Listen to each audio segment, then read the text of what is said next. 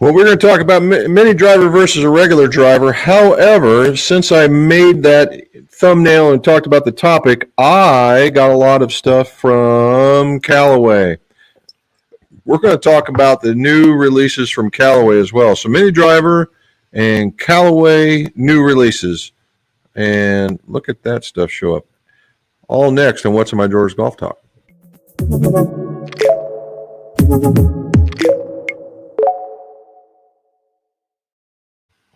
Welcome back to What's in My Drawers Golf Talk. Why is it called What's in My Drawers? Because it's about what's in my shop and what's in the drawers of my shop. And because old club makers and club fitters are tremendous pack rats, and I'm no different. So this channel is about golf club repairs, golf club reviews, and golf club fittings, all so your scores can go low. If you would, follow this banner across the bottom. Like, subscribe, smash that notification bell so we can get more of this word out, okay? And I would have put the video out. I did put a video out, but I wanted to put another one out. But this weekend was absolutely jam-packed in golf club building. We literally put out 4 sets, but I got 3 here to show you. And the first one I did not build, but we ordered it long and uncut so we could adjust it for the customer. And it is this. This is kind of unique. I kind of like this one. These, if you can tell, these are the Apex 200s. Let's see if I can get you a better one. Here we go.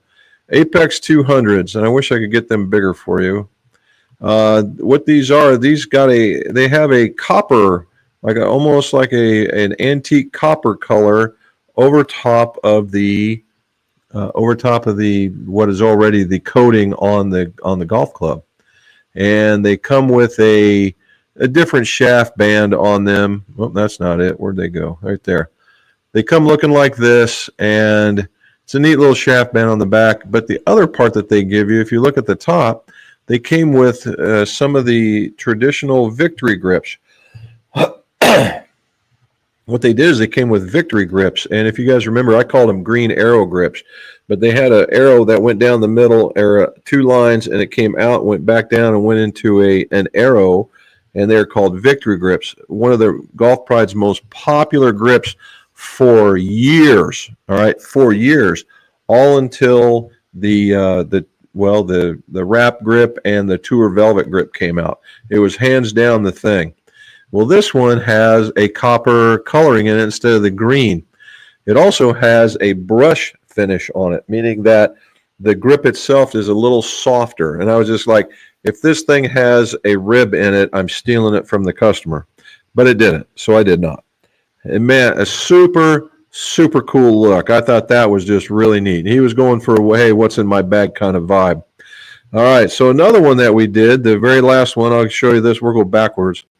This one is a set that was going back to Maryland. If you guys watch my Instagram, and it's I Am McGolf, I put out pictures and videos of the builds.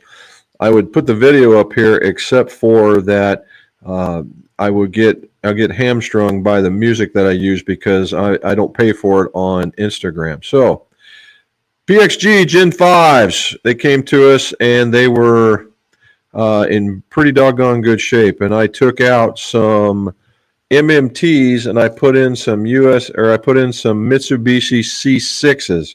It's a slightly softer shaft. And then I put on the Iomic gray grips. Now, the color combination here was pretty damn good. You had the black and the silver on the head. You had the black and the silver. There's a black shaft that kind of faded into this almost like charcoal silver color, and then had a reflective painting on the back, and then we put those grips on it. And so, yeah, because see that it matches right there as it's coming out of the grip. Is a stunning set, to be sure. We put some bending to it and sent it back to Maryland. All right, another one that's going back out of state, and I believe this one goes to Pennsylvania, or does it go? It goes somewhere else. Anyway, we're going to work backwards on this one. So let's see.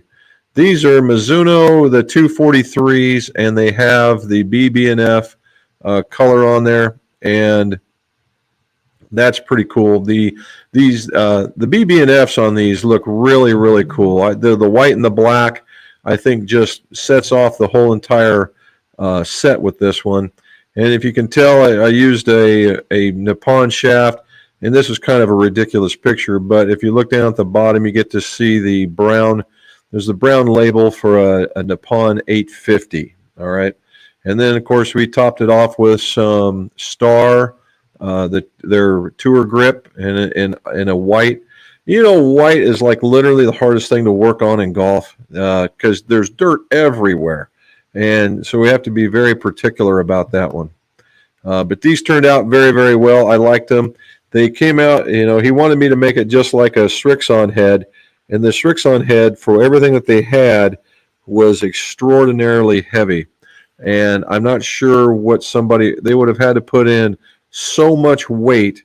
It should have made it play a little bit differently. So we went for a feel factor, and it is a heavier feel, but it's not a heavier swing weight. So hopefully that works out. If not, I'm going to be adding some swing weight. And okay, so the next set, if you remember me talking about that 13-year-old girl golfer that really turned the corner on it, they ended up purchasing the set. And they got a set of the Mizuno Hot Metal Pros. And if you look with the one with the little barcode on it, that's actually a Cleveland Mid. All right, a Cleveland Mid wedge. And we put in the Acura 50s in it to set it off just a little bit, and then finished it off with the CP2 standards, right? Standards for a 13-year-old girl.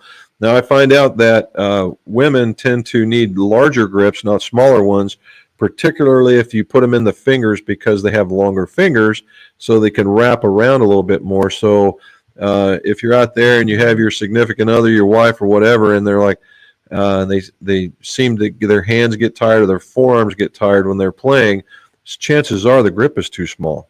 So you might want to look into something like that. We also topped it off with 2 woods from Callaway. Got the mini driver out for her and got her an Elite hybrid. And they're basically stock. They're using the Denali shafts, the appropriate Denali shafts, with the same, pardon me again, with the same grip. Now, this one went a little bit, I'm going to brag on my wife because I was not about to do it. The dad who ended up buying them gives us a call about 2 hours before closing and says, yeah, I can be up there today to pay for them and pick them up. We're like, great. He says the only one problem is he's at a wedding that's an hour, about 40 minutes away, and he won't get here until 7:30, 8 o'clock. Well, that's a couple hours past closing time. And I'm just waiting for her to go, sorry, can't do it. But she says, no problem. We'll be on the back porch. You just let us know, and then we'll go from there. And I was like, well, look at here go. Customer service to a whole nother level. And that's what happened. He showed up and was very, very thankful. And we have another happy customer because she was getting ready to go play a golf tournament in 2 days. So I told her, you better get out there and practice because it's a different set. You have a different feel. You have to do all the things that we talked about. So it was a plus. It was a positive thing. I'm glad that she did it. To my surprise. Anyway, okay, went through that. Stuff on the grill. We did country styled ribs. There we go. Man, I got that throat thing. Anyway, did some country style ribs. And I used for you guys that like barbecuing, I would check out that Kinder's Hickory barbecue stuff. Stuff is delicious. It was delicious on these ribs. We were doing very, very well with those.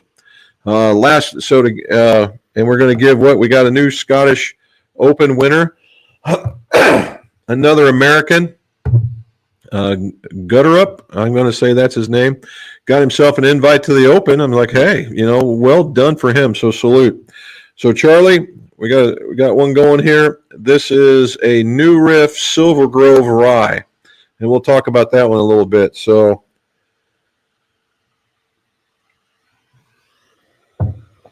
I get as many of those from Silver Grove as we can get because every time you buy a bottle, proceeds go to a Silver Grove community center. It helps the kids stay active and that kind of stuff. and it's actually really good. Okay, on to the top. Sorry about that. On to the topic. I started out mini driver versus driver, and we are going to talk about that one because I was actually able to get out Sunday, and I did a Charlie, and I got out at 6:10, and I was supposedly partnered with another person, and that person didn't show up, so I took off maybe 5 minutes early, and I look up, and there's a sixum in front of me. And I said, I wonder how this is going to work out. Obviously, by hole 2, I'm catching up to them, and they signal me on, and we talk and have a good time, and they let me go. And that was the last time I saw them. They were finishing up the third hole as I was finishing up my fourth, and we were all in the third hole. So, and I just was done. So I was going to show you, I had a picture. Now I wonder if I still have it. So on the golf cart, it tracks your time, right? It tells you if you're ahead, if you're behind, that kind of thing. And let's see what this one does. Yeah, it tracks your time. So when I got done in the first 9, Charlie, you love this one if you can see it. Let's see if we can get it out here. Oh, come on. It's almost there. Right there. Up there it says 55 minutes. There we go. 55 minutes. So I gained an hour. And kept going. And when I got done at the end, and I got another picture, it may not come up because you can't see the doggone thing. So too much white. 105 minutes. So, when you're playing as a single, you can move and shake and not have to worry about things. So, I shot when I call it, and what I'll say, this is for real, I shot a cheating 41 and a cheating 39. And what does that mean? Well, it means that from a speed perspective, I do not pull out the stick, and I really hate the stick being in the hole. So if it lays up next to the hole or whatever, I count it and I move on. But I did count some 3 putts to be sure. And the options, when I was slowing things down, I took the thing out, and if I got a 1 putt, great. If I didn't, I took whatever it was. All righty, so this whole round for me was all about getting my rhythm back and trying to figure out why I'm struggling with this monstrosity. All right, this is the Elite Standard, and I think this is a great golf club. And it's not this club's fault. The predecessor to this started my whole journey down the rabbit hole of you cannot hit the driver. And I figured it out thanks to Miss McGolf taking a picture of how I was swinging through, and I was posting up on my back foot, and I was like, well, there's the flip, and no wonder I'm hitting it up. So my whole journey was to get through. And then I picked up this guy, the mini driver. All right, look at that. It's the same thing, just smaller. And now this one has the Shogun in it, and this one has a Denali. So they are a little bit different in that way, but if you don't hit the ball well, it's not going to go anywhere. And I was absolutely striping the mini driver. Now, again, this is in that love period. You got the love, you got the love, I'll take mistakes, and then the hate period when it comes to these golf clubs. Anyway, so what I would do is I was comparing drivers all the way around as much as I possibly could. And what it came right down to is of hitting them both well, right? When I hit them both well on the same tee, they were within 2 steps of each other. Now, when I hit the driver good on a couple of holes, right? Hit the driver good here and did not hit the mini driver as well, and I was 10 to 20 yards further. All right, and then it goes the other way. When I hit the driver and I really take off with the mini driver, I was a good 10, 15 yards ahead. So if it was apples to apples, are you going to be really that far off, right? And what it really comes down to is there was a study for every inch. If you want to get nerdy about this, for every inch on this golf club could be about a couple mile an hour, all right? A mile an hour to 2 mile an hour. And if you do that, for every mile an hour you gain, it's 2.5 yards. So for an inch to an inch and a half, you could gain about 5 yards to 7 yards. So that's what we're talking about. Equivalently hit the whole 9 yards. the physics of it allow you to gain that much speed. All right. If you think of being on a record player and the arm has to travel faster on the outside than it does on the inside, that's the idea. Okay. So you again, from a physics point of view, yes, you should gain some speed in reality, or gain some yardage, gain some speed, then yardage. In reality, does that happen? I would say yes, once, depending on the level of the player, probably once or twice in a round. Okay, and the same thing goes for the mini driver. So what's happening? What in this neck of the woods, I'm seeing a resurgence of the mini driver. People are seeing people have taken the leap, and they have started hitting it, and they're hitting more fairways. And the distance that they say that they're giving up is within, a couple of steps. So that could be 2, 3, 4 yards. And for 2 or 3, 4 yards to ensure you're going to be in the fairway, that is an easy purchase, right? Easy buy. And honestly, I don't see it. I still hit on a couple of the holes that I really, everybody has their favorite holes. So I was playing at Crown Hill, and there's a couple of holes that I just really like hitting off of. The driver fits my eye, and I normally hit it well. Just like there's some that I'm always at an angle, or it turns in a way that I just absolutely cannot stand.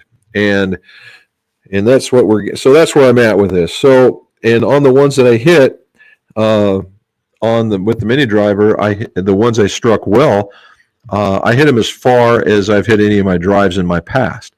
So you have to really kind of do that. And one last thing before we move on is that you got to remember that I did an experiment, and never once did the standard length driver ever outperform a smaller one. Okay, a shorter one. Why is that? And it's because you got to find the middle of the club face, right? You got to find the middle of this guy right here, right there. Okay, if you can find the middle of that with a shorter club, you will be far better off than a really long club and hitting the thing and hitting it out here. All right, the difference here is just staggering. All right, that's the reason why you see people talking about quality of hit. And studies will show that as it gets shorter, it becomes easier to hit the middle of the club face. Even the pros aren't hitting it that long, or hitting it with a standard length club. So why should we? All right, why should we? So everything about this mini driver at 44 inches will fit just a huge amount of people under that bell curve. And at about $150 cheaper, it makes it a wallet, happy kind of purchase. So if you're actually looking for something like that, I would certainly give that a shout. Okay, there's my soapbox for that. Charlie, I'm gonna have to get another one of these. Okay, new releases, and there's a plethora of them. How'd you like that word? Plethora. All right, first came out a new X-Forged. Okay, a new X-Forged. I'm going to put it in here like this. There you can see that. There we go. New X-Forged. This is one of many. This is the X-Forged club, and I believe there's an X-Forged Max. So if you look at this, very traditional. It's a little smaller, right? A little smaller than advertised. It has an incredibly thin top line. One piece forged, best I can tell you. And it's got the big pyramid type setup right here to get all that mass and under and into the ball. Pardon me. And it has, just the slightest amount of hint of offset. All right, slightest amount of hint of offset. What's in this thing is the KBS Dollar Taper 120. That's what this is. That's the demo club. I'm sure there are others. If you wanted the DG Mid or something along that lines, you could certainly get that. The next one is the Forged Max. So for those of us that are not quite that player, if you look, there's the shot right there. See all that extra that's in there, right? Look at all that extra. This is a deep cavity forged club. Okay, deep cavity forged club, and it has a hint more offset, hence the max. This is not as much. This is probably close to the AI 200. All right, and the AI 200, and I don't know if you can see it in the. We'll try and see if you can see this, but I almost had it. See that right there where it's curved? You got so this is becoming a new trend in the irons for Callaway, is they kind of create that scallop look in the leading edge so it doesn't turn into a digger. You have your sole, and then this one, tri-soles. You can see that line right there. So there's a lot. It's a wider sole, I would believe. Oh yeah, a wider sole than that one. You can tell it's just obvious, right? So the max is wider in the sole, deeper in the cavity, a little bit more offset, still that forged club. So for those that are the purist that wants to hit a forged cavity back or a forged club, this one has got it all day. Now the thing that surprises me here is this.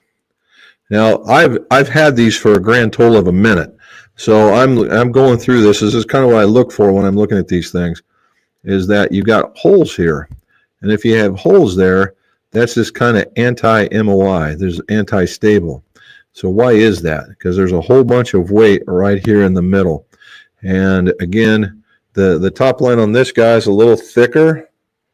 It's a little thicker than the other one. But it's still a really good looking club. And that's the kind of shape that if I'm looking for a golf club, that's the kind of shape I like, or something near that one, right? Now the X forged, right? Again, there's nothing back there. This is a what I would call a very nice player's distance club, again with a thin top line, and it just has a really nice look. Now on this one, it too sports that scallop. Right, it sports the scallop. You can see it right there. It's a much thinner sole, and then there's the tri part back there where they release. So this is all about turf interaction, right? So if you're a picker or a very small, where you just get small bits of turf, that thing is going to be grand, right? Absolutely grand. If you take a little heavier divot, then that max club is going to be where it's at. Now I have no idea what the loft angles are on these things. I'm going to assume they're going to be a little bit more closer to traditional. But that said, I've been wrong in the past about 900 times. I would assume about a 5-iron, say 25 to 27 on the one, and maybe say 24 to 25 on the other one.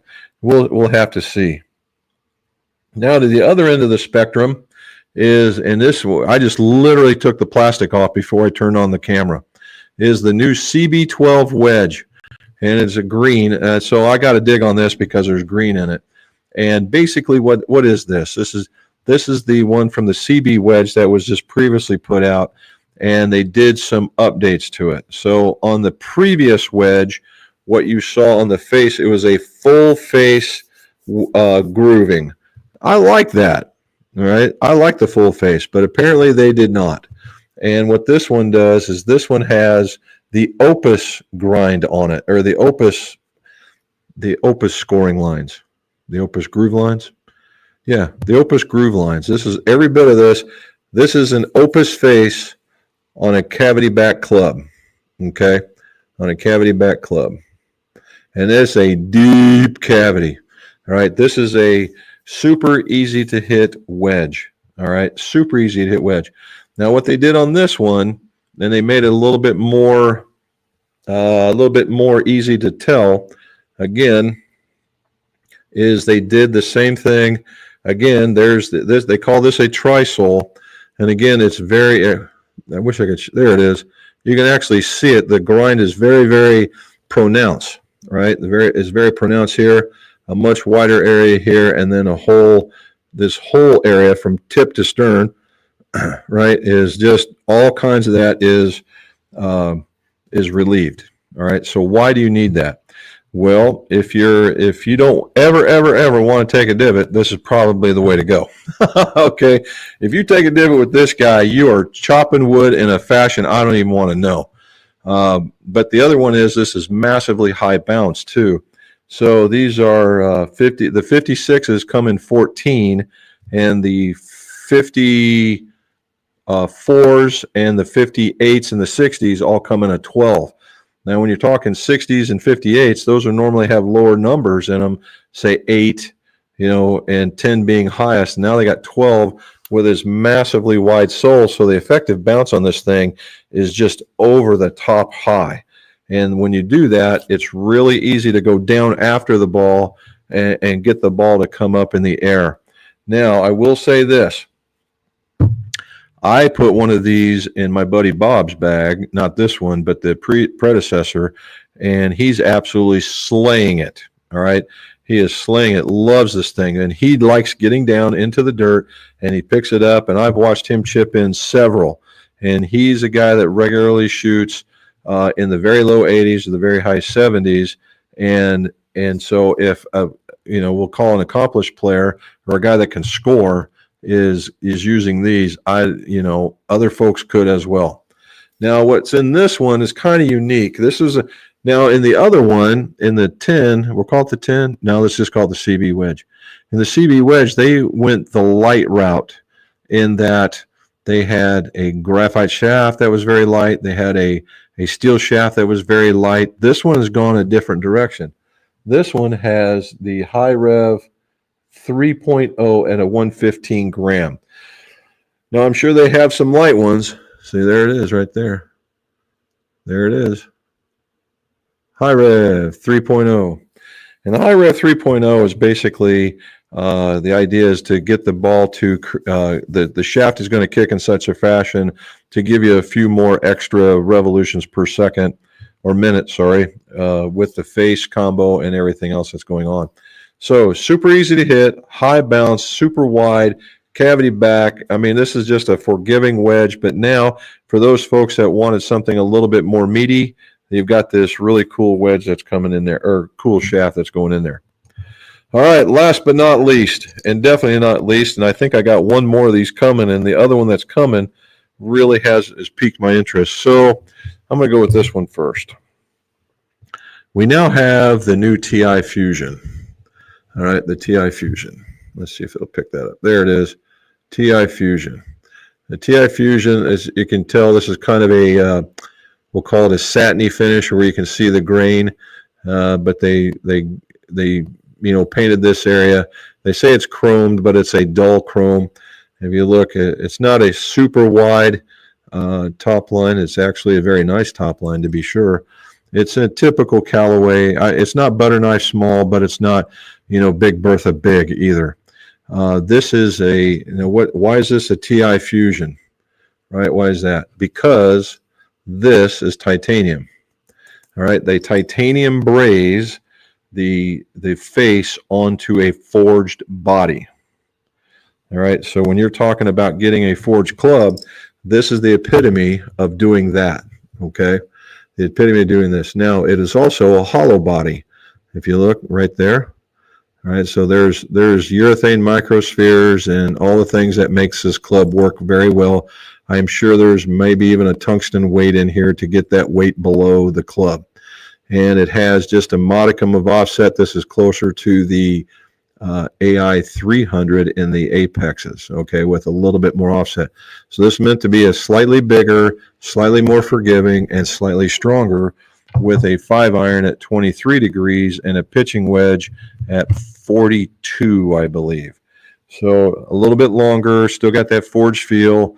If you want to get it out a little bit further, that's the way to go, okay? That one has promise. I've only seen one person hit it, and it didn't marry up with them very well. However, when I gave him this one, it did, and it is now the AI 150. All right, the AI 150. I don't know if they're trying to steal off of that whole Titleist thing with the 200s and the 300s and whatnot, but hey, you can't claim a number, I guess. So we got this, right? And you know what? I'm going to go up there and get me 2 more things. And we're going to bring those in. Okay, so we're talking about this one. So this one is, if you watch, it's got MIM technology. This is that metal plate that's right there. Okay, that metal plate. Now, for a little bit of fun and more customization, you can make them with colors, silver, this copper tone, or even a blue. All right, so you can make it your own. It has, again, the top line it's not super thin, but again, this is a hollow body, right? This is a hollow body. 3 through 7, uh, 3 through 7 is a hollow body. And you can tell by looking right here, there's going to be, with the MIM, there's going to be really hard to do much right at the bottom. So I'm sure that there's a piece that sits right behind the face in order to make it softer. And this thing at the 5 iron is 24 and 44 at the pitching wedge. So just a hint weaker. Okay. And I've put this in the hands of 2 people we'll call them easy, decent ball strikers, and absolutely mashed it. Okay. In fact, the very first set, it set a new world record of going from being unwrapped to being purchased. Was an 18-year-old who's playing baseball in college, and I got him into one of these guys, and he was playing with a much, much older set, and I told him we were going to get more distance to be sure. How much, I wasn't sure. And I got him hitting this particular club on average to 198. All right. Yes, he's a big swinger, and he was keeping in control of it too. And when he turned around and looked at me, and he said he would have much rather played golf in college, I said, you should have come seen me before you turned 16. Anyway, this one, I think there's going to be a lot of promise with, and who's to say if you need a little bit more oomph, you couldn't make it a little stronger, right? But it has if we look at this one, you get to see you saw on the TI, there wasn't a whole lot in the way of grind. It was just a nice flat sole, where this one, if you see it, there you go. You can see the shading right there. It's got the scallop in it. Now in this one, it goes and it's rounded on the back, and then you see it on the front with a slightly flatter.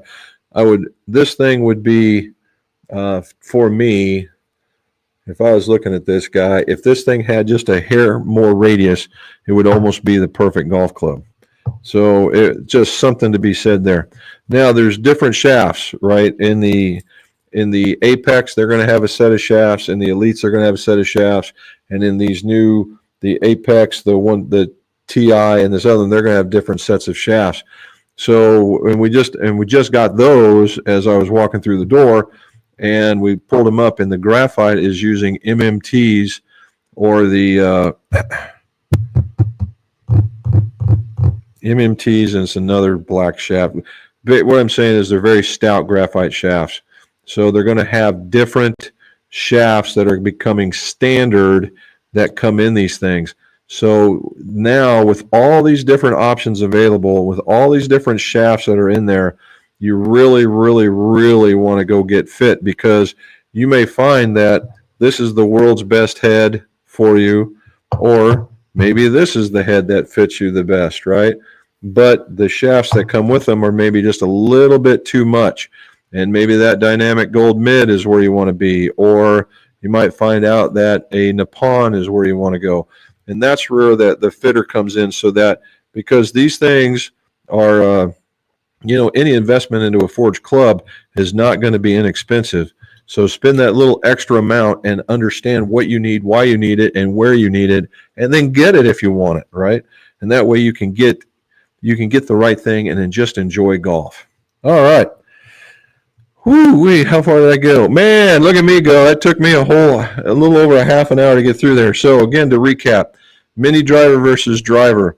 Unless you're just absolutely slaying the driver and you're looking maybe for something else to be a little bit more of a fairway finder and not sacrifice anything, the mini driver. And I can't say enough about the Elite. Of course, I'm a Callaway guy, so take that for what it's worth. But if you can shrink that down and have the exact same technology that's in the driver, what's wrong with that? Nothing. All right, we got the very forgiving wedge now, the CB12. If you like green, it's all there. Notice the green in the back, Scottish and all that other stuff. Then we have the two single billet forged clubs. At least I'm going with that because that was what the first models were, with a lot of sole grind and turf interaction. And normally that's for that better player that knows how to deal with that, right?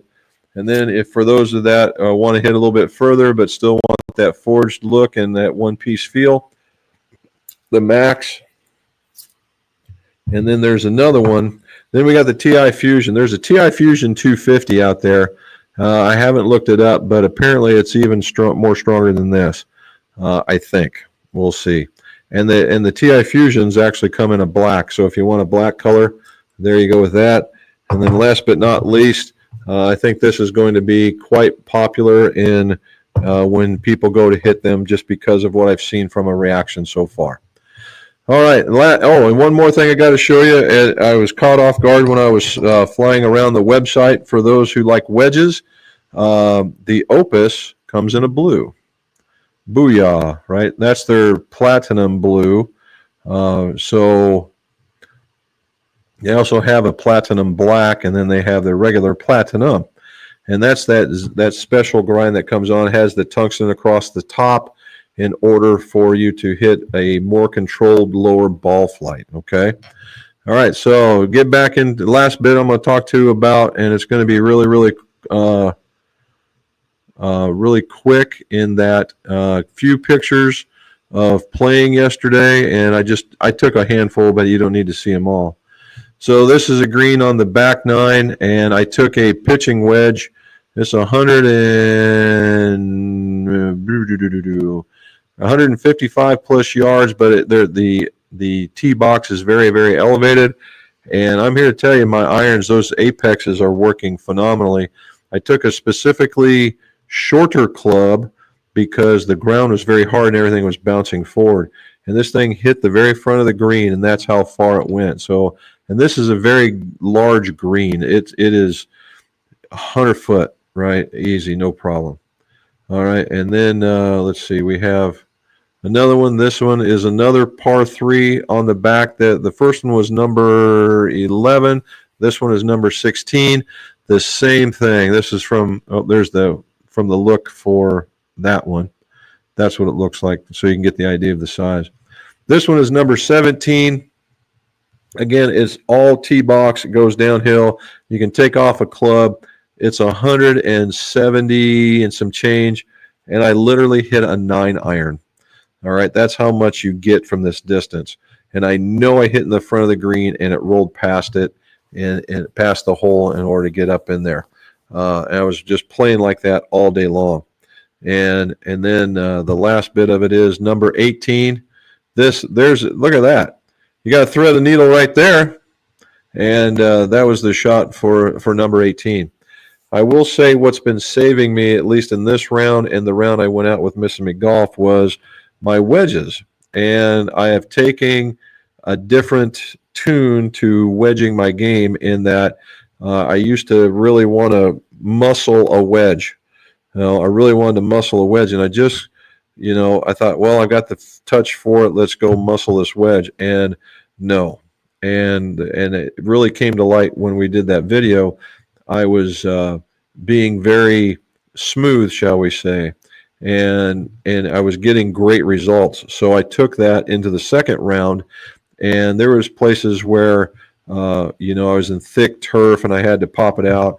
So I'd put it in the back of the stance and just give it this little flick or this little pop, and it would raise up and it would hit and it would do exactly what I wanted. And it was putting me, in a lot of instances, I was putting for a lot of birdies. Right, out of the 18, I bet I was putting for 12 birdies, and I made one. Okay, I made one, and that's it. But the second putts were, pretty decent, within a 3-4 foot circle, and that's what I was looking for. So working backwards, I need to trim up the putting a little bit, but I certainly need to get the long stick going a little bit better. So I can have a fight between a driver and a mini driver in the back. All righty, so that's what we got. That's where we're at. And we'll go from there. We're going to do this one more time. Okay, I'm going to plug my other channel, Pars and Pours. And the reason being is because it's very golf oriented, and I've come up with a concept, and I've got it laid out. I've got the logos going, and I got the brackets formed up, and it's called the Ryder Cup, the RYEDER, the Ryder Cup, and I'm going to do nothing but contest rise all the way through it. Turns out I got enough in my own possession to be able to do that without going to borrow any bottles, and they're all pretty good. So if you want to see how the Ryder Cup works and who and what's playing and where, if you got any questions, go over to the Pars and Pours channel and check that out. Okay, so here we go. Questions to the very top. Here we go. We got Wayne. What's going on? First time seeing the broadcast in 3 weeks. Been in Pensacola on vacation, so that's a very good excuse. Last week shot 77, 40 in the front, 37 on the back. Bad thing. Left 4 putts on the lip. There you go, dude. Well, excellent job though. Excellent job. 77. Who's gonna worry about that? Right? Here we go. Matt shot a 68 today. Matt is absolutely slaying it. Good night, dude. Got to watch my son get his first par. Nice. Maybe he's going to get the bug. Question: where does the weight of the shaft fall within the spectrum of fitting and performance, and then the Mini? So shaft weight is obviously very, very important because it contributes to the total weight of the golf club. And I've been down this path several times, particularly when we talk about swing weight. You know, swing weight does have its place, but I believe that the total weight is far more important than the swing weight. All right. For instance, that 13-year-old girl, she swung, I will say, slightly aggressive for 13 years old. But at 13 years old, still needs to gain a little bit of strength. So what we needed to do was give her a lightweight shaft, but change the flex on this thing so it would react a little bit better. And to the point, I tried a 50 and I tried a 60, and it went south almost immediately. So total weight in the shaft is extraordinarily important. Now in this, the Mini driver does have a 60-gram shaft in it, much like most drivers do. In fact, this is it's a 60-gram 6.0, and so what they do in this particular one, they just add just a hair of weight, and it's not going to be as heavy as the driver because it's the Mini driver. So there you go. Steven from Tennessee shot an 82 on Saturday, then on Sunday went 37-38. Wow. Nicely done, dude. Very well done. I like to hear that. Tennessee is happy right now. Well done. There's Charlie. Good Matt. Good round, Matt. It's fulfilling to watch our kids have a good hole and good time with the game. I would agree.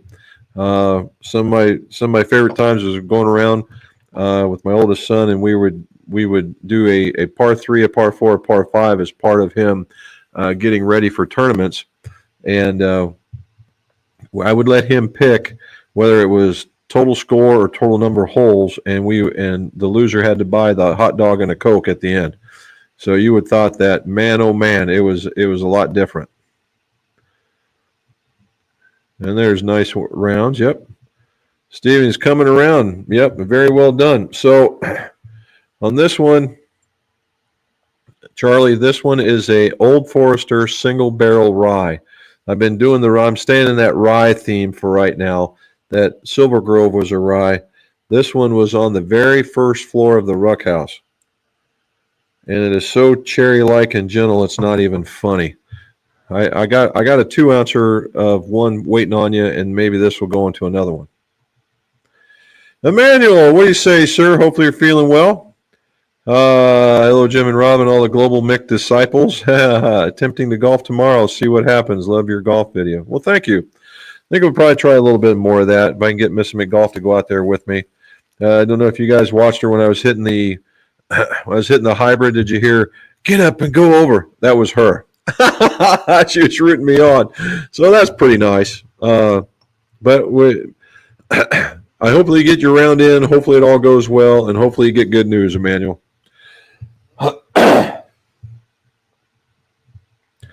All right, Charlie stumbled around this weekend. 82-82 did manage to keep it under 40 for the front one day. Well, there you go. I'd take 82-82 all day long, because I don't get out but once a week. And if I can get 82-82, that's a happy day. If I get 78, man, it's break out the champagne. But that, just being realistic. Now I know, of course, I'd like to shoot a 76 all day long, but that's not going to happen. Yeah, that's what we were going to wonder. Hopefully answers. And there's Charlie saying hello. Customer wants me to weekend the new 925s. I am reluctant, and the new soles may cause some unwarranted turf interaction. He wants anywhere from 3 to 4 degrees. He hits them too far. Holy cow. If you want to take out 3 or 4 degrees, that's an entire club. That's literally an entire club, Emmanuel. Just have him take the next club up. Hit it shorter. If he's doing that. Now, if you're going to weaken it, right? If you're going to weaken it, and you're sitting here like this, and you're going to weaken it, so that means the club face is going to go like that. That means the leading edge is going to go up. So, if he's already let's say a picker or a very light turf interaction, he's going to skull the living snot out of these things. You might just give him a degree or two and let him go hit him and see what happens. Or the other thing he could do is choke down on the club a little bit and just see what happens there. All righty. Thanks for asking. 4 weeks away from my surgery, I have to go back and have them coat the bladder once a week for 8 weeks. Today, though, I'm feeling better. Well, we like to hear you, buddy. Everybody's got your thoughts and prayers for him. George, JFW. He's going, hey, what's going on? Steven, thanks. I never thought that switching from LP irons to new staff irons would make that much of a difference. Well, you're talking to another guy that did something very similar.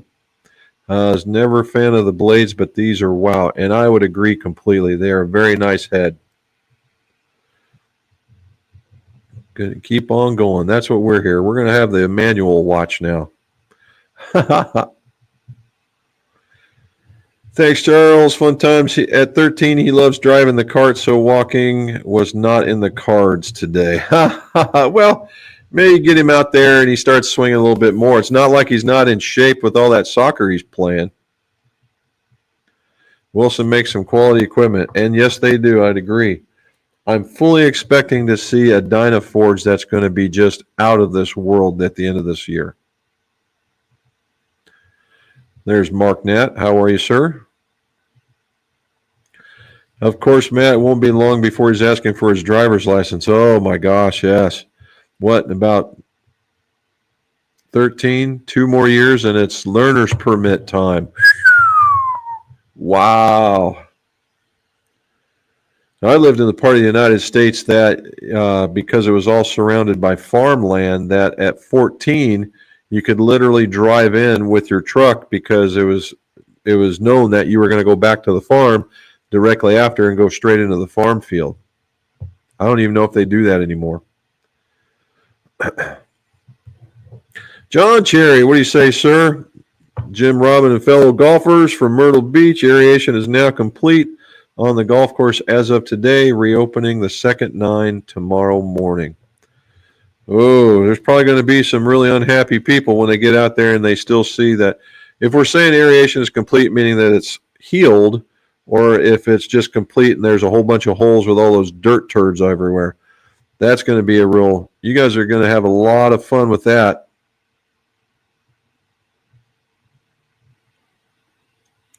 All righty. Hello. Oh, great topic. Well, thank you, Herman. Alicio's Adventure, regular for the win. Okay. Robin says, hello, Wayne. Welcome live. Charlie, beware of bumpy greens. Yeah, no kidding. Beware of guys with bad attitudes after putting on bumpy greens. That's really the thing. Travis, hello, Jim. Do you believe long set epoxy is stronger than quick set, or is that a myth? Oh, in the day, it was true. Okay, the longer, and we're talking about shear strength, and that's it, shear strength. Okay, not the malleability of it, but shear strength. It was a little bit higher. All right. Now, was it subjectively, oh my God, I got to have all this higher? No. I'm not real familiar what it takes to break, because it would be like 20. It was between 29. What was it? Yeah, 29 and 3,100 pounds shear strength. And when you went with the tour level stuff, it was right at 27 to 25 to 27. So you're talking anywhere from 500 to 200 pounds of force to change. Now, that's 500 pounds of force is a lot. Don't get me wrong. But when you're still up there in the 2,000 pounds of force, is that going to be a big deal? Now, the idea of the tour set also was that it was out on the tour. Those guys hit the middle of the face. You could get it out there, get it to them faster, and that's what it was. So nowadays, I compared the DP810 with a DP420. The DP810 is the standard that's on the tour trucks. The 420 is actually made for the golf club.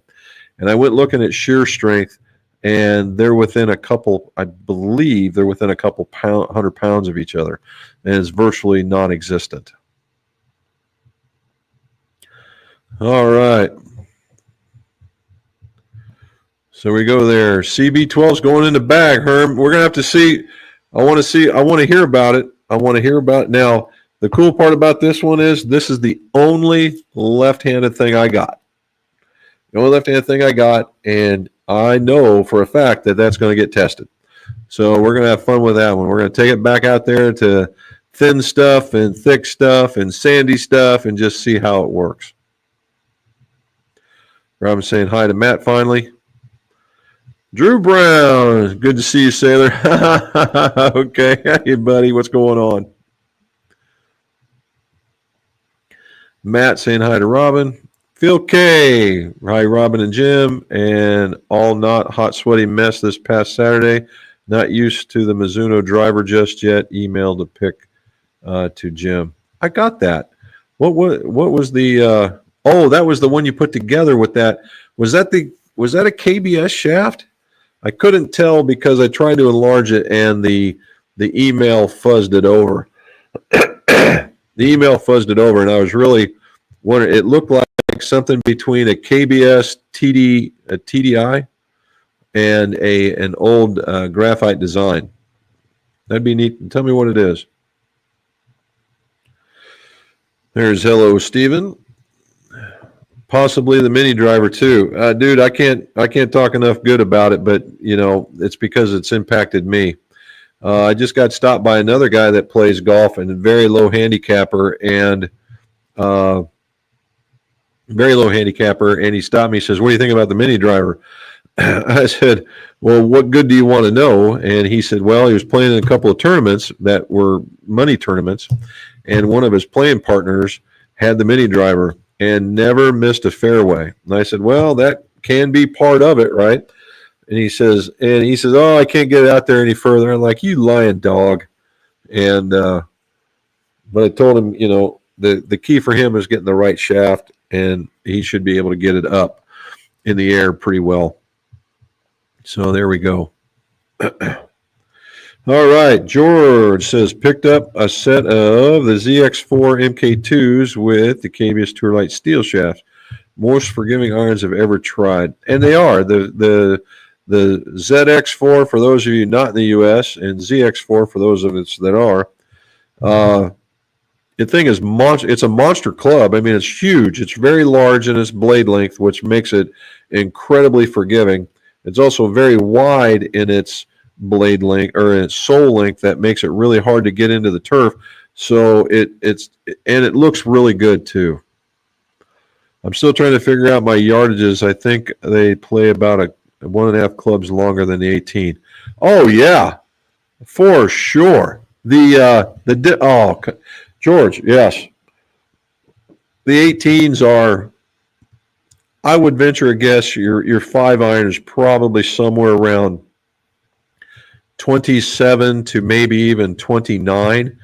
And the 5-iron in these guys are probably somewhere in the 23 to 24. So, oh yeah, for sure.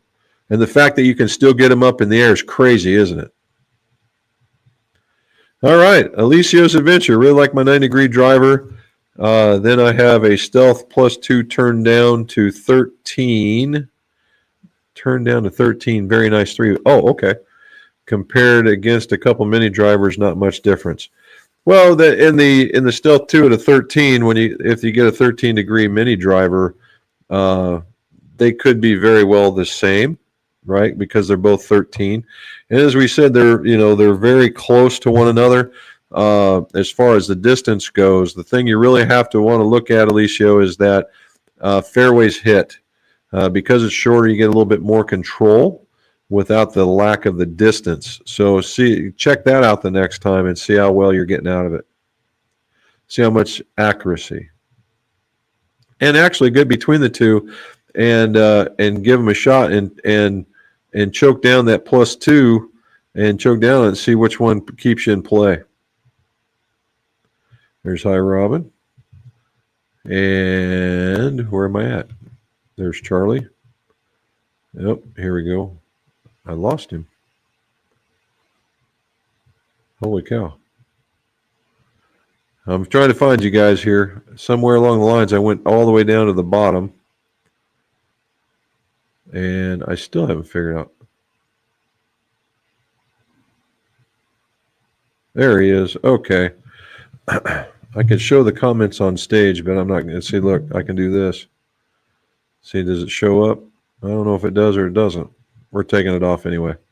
All right, here's where Robin starts talking. Hello, Manuel. Hope you have a good turnaround. Talking to George. Anyone seen the new? Oh, George wants to know. Anyone see the new TaylorMade driving iron? It looks like Bomber. That's a cool looking club. I have not. The last thing I just saw was from TaylorMade was the that quad. That's their version of a mini driver. That's kind of cool. Although I'm not a fan of the quad wasn't a very good driver with all the weights and stuff on it. But I'm sure that with today's things that they turned it into it's probably a Stealth with the paint job of a quad. Here says, I remember those grips. The arrows were green in color. Yep, yes they were. And most people were hitting them with a wire brush to give them that brushed look that they got automatically. I told the customer they were old school green. Yep. And he wanted, once he saw them too, he normally would like a different grip, but he saw those and saw how they looked on the golf club, and he's like, no, they got to go on. All righty. Saying hello, hello, hello, hello. Hello, hello, hello, hello again. Here we go. Herman says, those ribs look delicious. Well, I'm going to pat myself on the back, Herman. They were really good. The last 2 cooks I've put out on there, I've let them cook an extra, say, 5 to 10 degrees more. And what's happened is that they've gained a little bit more in flavor, and they're just really tender. Same thing happened with the pork butt that I did. Man, oh man, was it good. Some bourbon syrup will help that throat of yours. Well, okay.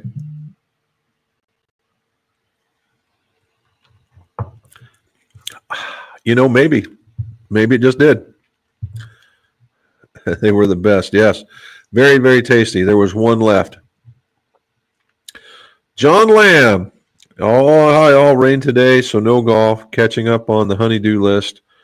Fun playing carpenter, though, to get to play with my table saw, miter saw, and still have all my fingers. Yeah, dude, that's a big deal. And I will show you.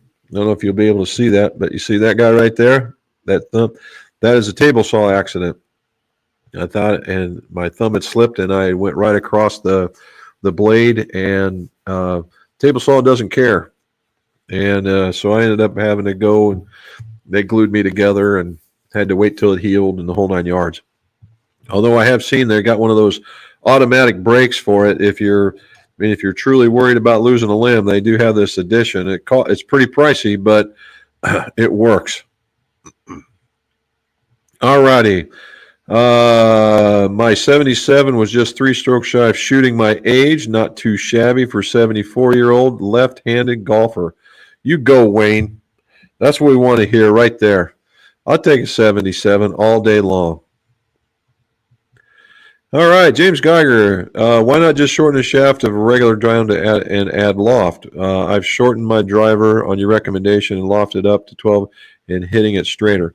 Now, so this is a little different. In a lot of cases, if you went down, so the difference is it comes down to looks, James. That's what it comes down to.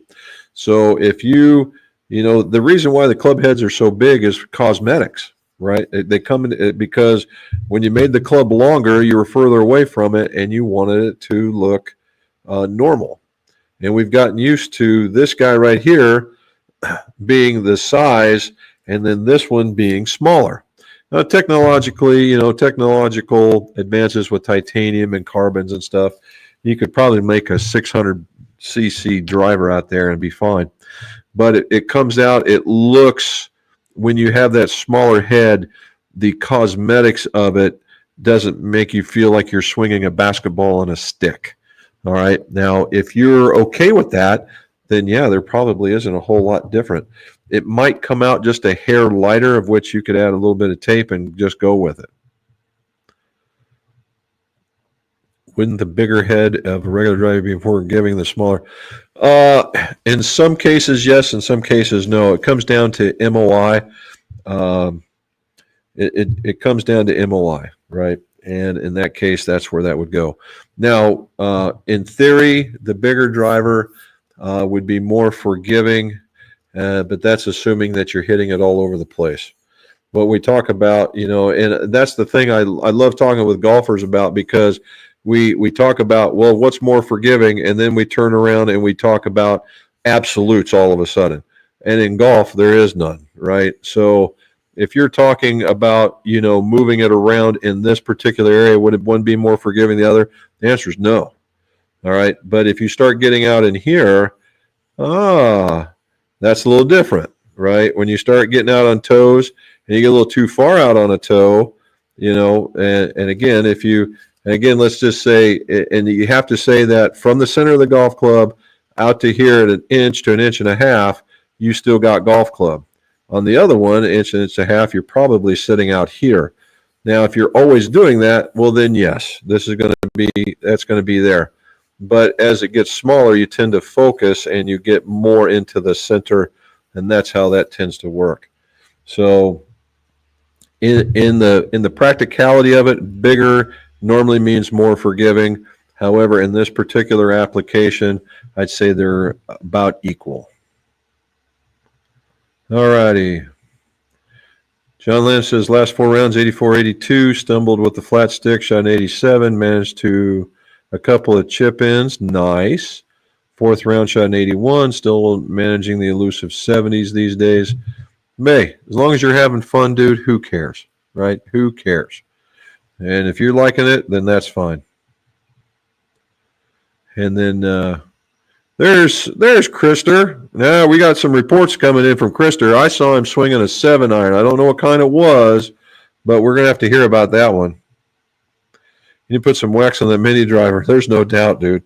This thing has been through it now. It needs a little cleaning on the bottom. The face now, just like in that one. I say that these faces really take a lot of, because they got to contend with not just the ball, but the tee. and they're taking the punishment very, very well.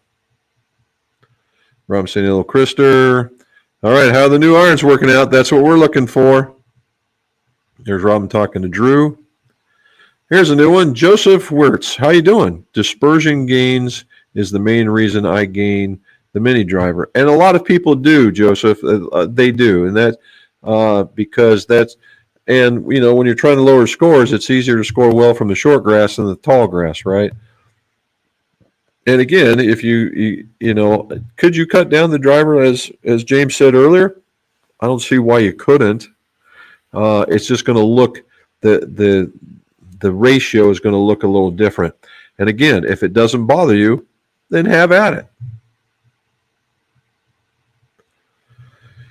Charles, the new irons are working really well. I borrowed a GT2 21 hybrid. Uh-oh. Well, we're going to have to hear about this one. He says he's waiting on his own 18 degree and a new 8-degree driver. Oh, come on. I thought that driver was staying in the bag a little longer than that. All right, here we go. We need some particulars, Krister. Let's give us the lowdown, man. And Joseph says, greetings. Well, welcome to the group, buddy. If you got more questions, throw them out there.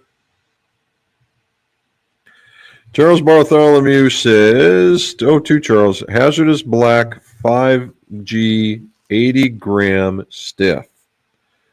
5G 80 gram stiff. That sounds just like the stuff that you used to hit before. And then the GT2 has got a 90 gram stiff, extra stiff in it. Okay. Yep, those are stout. Those are back up in the Krister area that we're used to. I like them too. Didn't like the last version of the hazardous shafts. We'll have to get to it. John Lamb, I shortened my old Sim Max to 44.5 about a week ago. Didn't notice a real drop in distance, but my dispersion's a lot better. Fairway Finder moved the loft to about 11 degrees, and it works. So let's talk about that again. All right, the mini driver runs around 44 inches. It might say 33 and 3/4, 7/8, or whatever. It's 44 inches, okay? And the length of a normal driver is anywhere between 45.5 and 46, okay? Normally the stuff that says max or most forgiving or fast or something like that, they're going to creep up around that 46, where the average would be about 45.5. And why do we do that? Because golfers have a very short memory when it comes to a driver, particularly after you lace one, okay? If you lace one and all the other bad shots disappear, not on your scorecard, but in your head. All right, and that's the reason why they do what they do, because every once in a while you guys are, including me too, because this guy is problematic right now. It can get out there and you go, oh yeah, okay, that was great. How do I do that? But when we do fittings, that 44.5 to 44 3/4 is like the under the bell curve is like the average. You know, if you're 6 foot tall, you know, and even up maybe up to 6'2", you could probably get away with a 44.5 inch driver. If you start getting under 6 foot, maybe 44. Maybe it depends.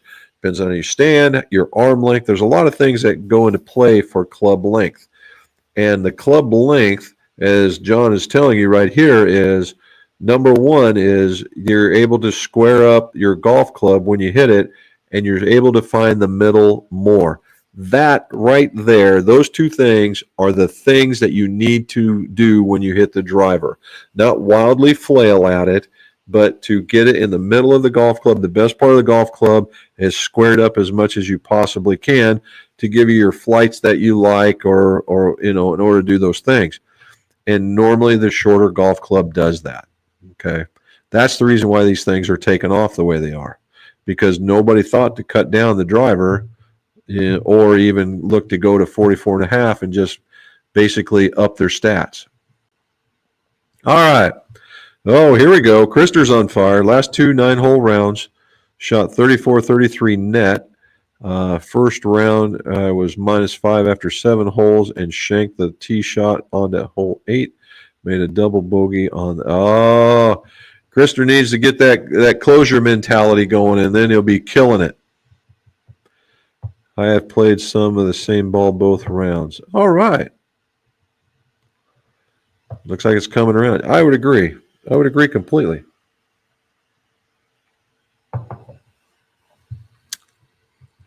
Wow. Oh, I forgot to tell you, Charlie. This is 130 proof. All right. John says 82 is still pretty respectable round. I play with a few folks who would be ecstatic with that in the clubhouse and would probably be demanding beers. I'd be happy with it. Yes, I'm getting the game back thanks to the hybrid. Well, you did pretty good with the hybrid last time, right? John, yes, as we have rounds in the 70s, our expectations changed and not always for the better. And our attitudes and our tempers and all kinds of other stuff. Were those rounds with your new irons? That's a good question. John, to be fair, I did miss a few birdie putts that would have made the difference. John's saying true, but it's only a couple of putts or chips from an 82, so still a great round. I'd agree. I like doing that when you get back in there and you start looking at the scorecard and you go, well, if I would have done this here, and if I would have done that there, and if I would have done this here, and if I would have done that there. And what that is, that's a language to tell other fitters of where you're at in your game. You're not saying I needed to hold the club in a certain way or I needed to get off the tee better or something like that. Pardon me. Those are guys that are shooting 90s and above. Okay. When you start talking about I needed to place my ball here, I needed to make a putt there, as you do that, you're in that next tier, and it becomes a course management type language. And by the language, I can tell that you would shoot in the 80s.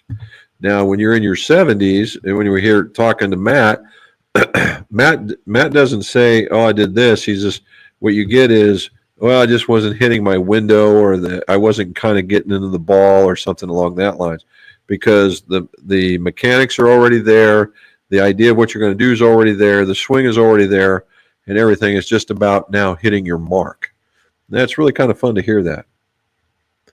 All right. Krister says after he tested the GT221, started to think that maybe a 3 hybrid setup is a good thing, like 18, 21, 24. Or a 3 gap between hybrids is too small a gap. Actually, no, it's not. At the taller end, you want that because you're going to hit them distinctively different distances. And at the way that you're hitting them, they're going to at least be a 10-yard gap, at least. Okay? And I carry an 18, a 21, and a 24 in my bag.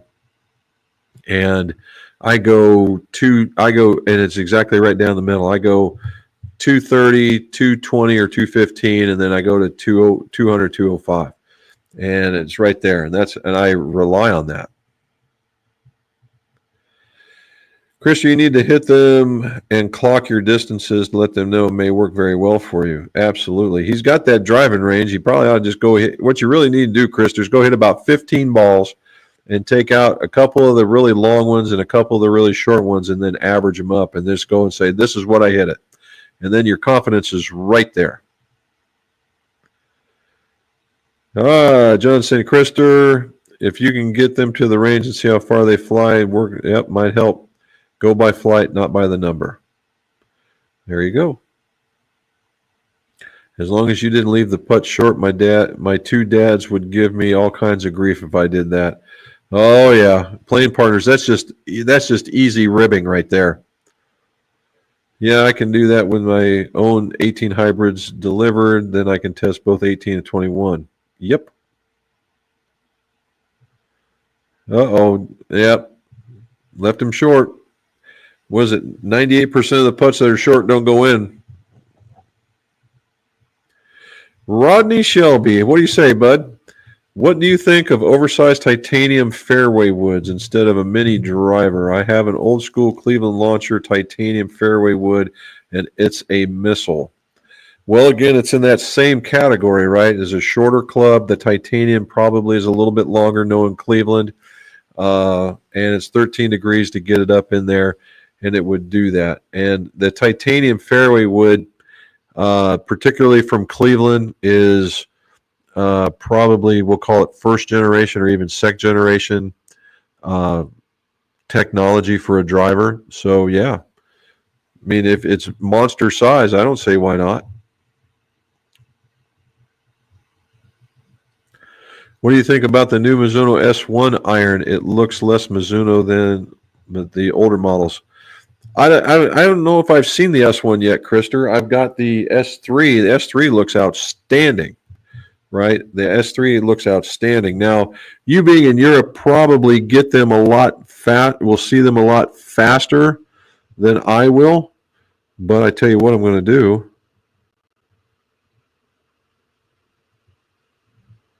Let's look at this. Oh, it's going to be a blade anyway, right? Here we go. Oh, there it is. Well, let's see. Let's give it a bit of a look. Oh, this is a takeoff. This is a little bit of a run off of their wedges. A little cleaner design, I would think. That's what that is. It's just a little cleaner design. I don't think it looks bad. It basically has got a big curvature out of the middle instead of, just a cutout. It goes from toe, the top end of it, and then it curves in and then gets into the heel. And that follows suit with that S3 so that they can blend the two. Hit the thumbs up, my dog Rex says. Thank you, sir. It's a beautiful looking iron. It is. It's a very nice iron. Nice photo of the water tower, Jim. You got me thinking the water tower. What did I do a water tower on? Oh, in the background, yeah. That's up there. That's how tall that place is, man. It's on the top of a hill. That's how high up in the air it is. Rob saying, thanks. John Lim, I watched the What's in My Bag video you shot on the golf course. Thoroughly enjoyed. If you can find the time, would you love to see more? Oh, well, I'm glad you guys like it. If I can get the guys at the closer golf course to let me in on that, we'd probably do a lot more of that. She did film it. We both made that technical error at the end. I forgot to put the receiver back in on the camera because we thought we were done because the rain came in. The rain came in, the camera goes in the bag. And as soon as like on that hole 10 or hole 9, as soon as I got done swinging, it went away. And I said, well, let's finish this out. And we set it all back up. I just forgot to put the thing together. So a bunch of rookies working with each other. Might have a career as a new camera person on the tour. There you go. And as long as a Slurpee cup, no doubt. And I still got half a bag of that, Charlie. I still got half a bag. It might be worth a trip. We might have to go back to Starlight for that one.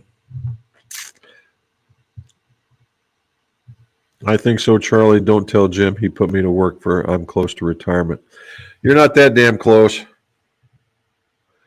All right, on a side note, Accurate TZ85s are working very well with my hockey-style slap shot, shorten the backswing, and boom, and away it goes.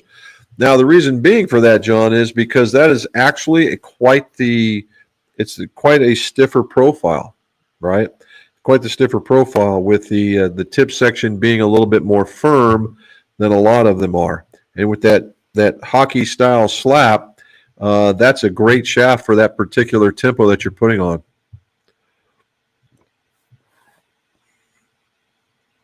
All righty. Only 2 holes rounds last week, shot a 76 and 77. I'd say, well, that's pretty doggone good. Well done, buddy. It's only a month to the club championship, 54 holes, 36. Well, we expect good things after you just did all these changes, bud. We want to hear Krister is the new country club champion and he get his rounds for free the following year. Wouldn't that be something? All righty. It's like Peter Finch is trying to get on the Open, and dude made some seriously great progress. Just didn't quite have it all in that last round. JCW7777. Come play the links at RDGC. Where's RDGC at? Where's that at? That'd be kind of neat to see here. And he's saying hello, saying hi back. Peter made it on. What do you say, buddy, from Myrtle Beach? My son's coming in town. Nice. Father and son. Uh-oh. You guys are going to destroy that tournament again. I'll be happy to see him. However, more happy to seeing my clubs come back home. Well done, sir. Well done. He said, but don't let him see your TI Fusions. They might, his clubs might be staying there. Carmen Reyes, what do you say? I'm hitting a Wilson LP3 wood. It's straight, super easy up the fairway. I'm 70 mile an hour swing speed. Would a stiffer shaft give me more distance? No. 70 mile an hour off of the is a I would not call that's probably an A flex to a senior flex type stuff. A stiffer shaft would keep you straighter and lower. But if you're playing now, here's the thing: everything in golf is it depends, right? If you are playing, let's say in Florida, and the fairways are cut quite tight, and run out is a thing, right? You could probably hit a stiffer shaft, keep it lower, and watch it run like a scalded dog. And yeah, very well, you may end up getting some extra distance. It would be very, very unconventional, but it would work, right? Now, if you had to carry items like a creek or a sand trap or something like that, that will be your enemy. So you want to be very, very careful in how you choose that. Robin says, hello. Hello again. Peter, Jim, when or why not the adapters? When or why the adapters are now in right-handed versus left-handed? Why? That's because the cogs work differently. Okay, so for me, if you can see that, let's see if it'll tune in on there a little bit. I don't know if it'll get in there or not. There it is. See that little line underneath there? That signifies left-handed. And what happens is, in a lot of cases, what you can do is from the neutral standard setting, they're the same for both lefty and righty. Okay, because that's where they both start. But if you have a right-handed cog, it's literally opposite of what it is. If you put in a left-handed head, it's opposite. So if you said one down, it'd be one up. If you said one closed, it would be one open. It would be just all that different stuff. Okay, it would just be absolutely opposite. Now, when you use these cogs from Callaway, it's very, very close. The equation's not quite the same, but it's very, very close. I'm seeing her for the first time.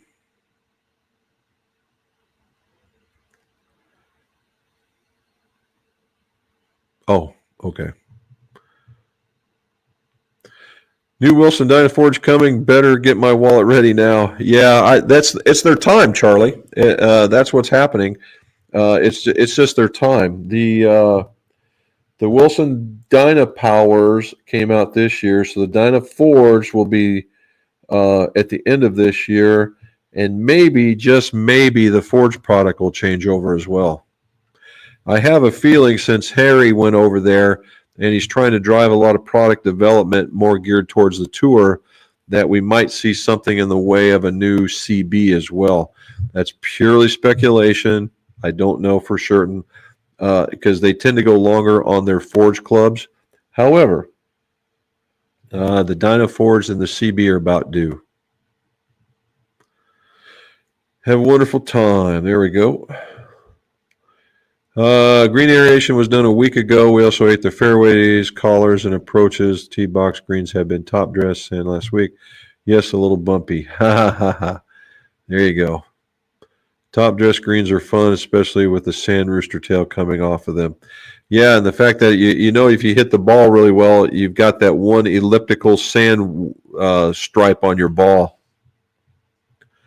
Hey, Lawrence joined us. What do you say, dude? Rob saying hello. John, Charles, for my birthday is coming up. Make sure your wallet has enough dollars for 2 sets. All righty. We'll have to catch the rest on a replay. Have to be at a job site at 5 a.m. in the morning. Dude, get some rest, man. Thank you for being on here. It was a TDI. Okay, very cool. It's a good shaft. It should marry up to that one pretty good. That's a good one.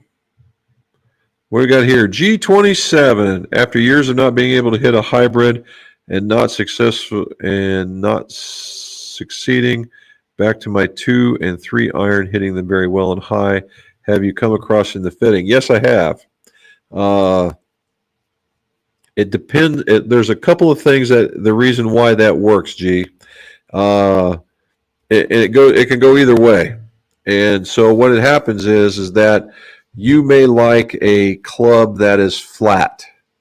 And if you like a club that is flat, the hybrid tends to work against you because they typically are more upright they're more upright in their stature. So instead of being like this, they're more like that. Okay, that's kind of what we would see. Now the other part is it could be the other way around. Pardon me, that you like a more uprighted club and you get like a pro model because you're talking 2 and 3 irons. You might be a ball striker, and the 2 and the 3 are more upright, where the pro models and the hybrids tend to be a little flatter. So it could be the other way around. And that's one thing. That's where I would look at that. If you were really looking at a hybrid and you're just trying to knock one out there, really give the 7 wood a shot and see. Now, if you're back to the 2 iron or 3 iron, you could literally go into their driving iron categories and see if those work out pretty good too. My one swing CBO 1 iron blade length 76, 7 iron has an offset of 0.059 inches, even lower offset than the blade. Okay. All right. Did you get one length again? Is that what the one swing CBO1 means, is one length? All righty. Hello. My wife likes to video my swing and points out my issues. I tried. He didn't listen. Well, yeah. Although I can say go back to the very beginning of the video, and I did. All right, MM, what do you say, man? I have a 29 Epic Flash ZZ driver. Seems to be working best for me lately, even the new brands out there. What driver head will match the CZ Titleist TR24? So the SZ Epic Flashes were for the more open face back in the day. So if you're in the Callaway line, it would be the triple diamond. All right, even last year's model, even this year's model, the triple diamond would be much closer to that. The Titleist, whatever the more players like is with the open, more fade bias club, that would be that club that's for you. All righty. Hello, Mrs. McGough. Took a woodworking class years ago. Teacher dadoed his fingers with the table saw and dado blade. Yeah, that's gotta hurt bad. And it makes you jittery too after that. What is the trick you use to installing a 2-piece Super Stroke long grip on an extra club? Well, so a 2-piece. So there's a couple of things. The 2-piece is you have a smaller piece that's about that long, and then you have a longer piece, and they have to be at least, I think it's 1.5 to 2 inches apart to be legal. Okay, so that's number one. So what you do is you figure out on that putter where you want it to go, and you mark the very end of the distance you want it to go. And what you do is that you put the grip tape on it the entire way, right? It's going to be forever long. It's going to be like this long, and you put it on the entire way, okay? Then what you do is you get you got the tape all secure, and you get the bigger piece, and the bigger piece is really kind of quite easy. After this part, it gets easy.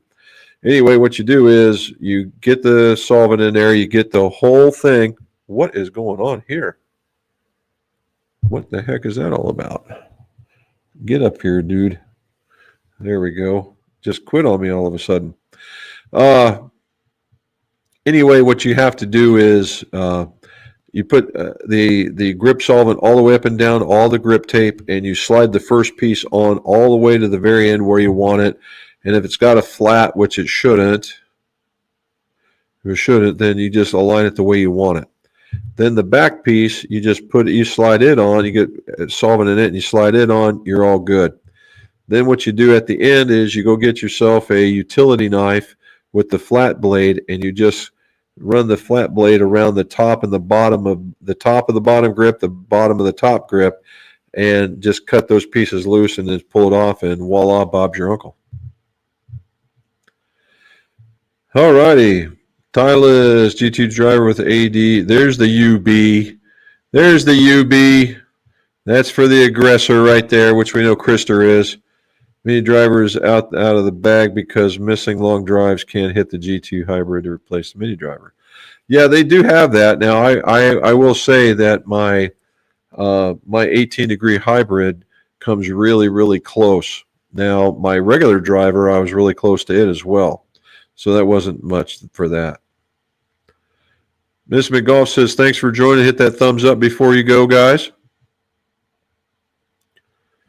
John says he's 6'5" and was originally fit many moons ago. The driver length was 43 3/4. Then they made longer drivers. The transition is very difficult, like in the shorter length.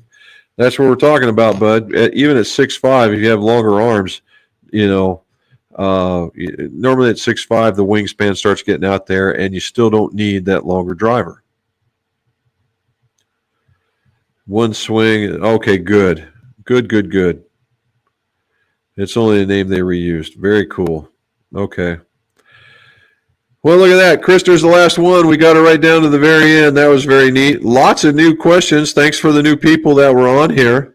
Make sure that you watch for the new videos that are coming out. We're going to be talking about a wedge. Right? We're going to be talking about a wedge. Probably go out and play with it for a little bit. That should be a lot of fun. And we'll talk about how that works. So again, if you would like, subscribe, hit the bell down below so you get notifications. Number 2, if you're into a whiskey or a bourbon and golf together, check me out at Pars and Pours. Thank you very much.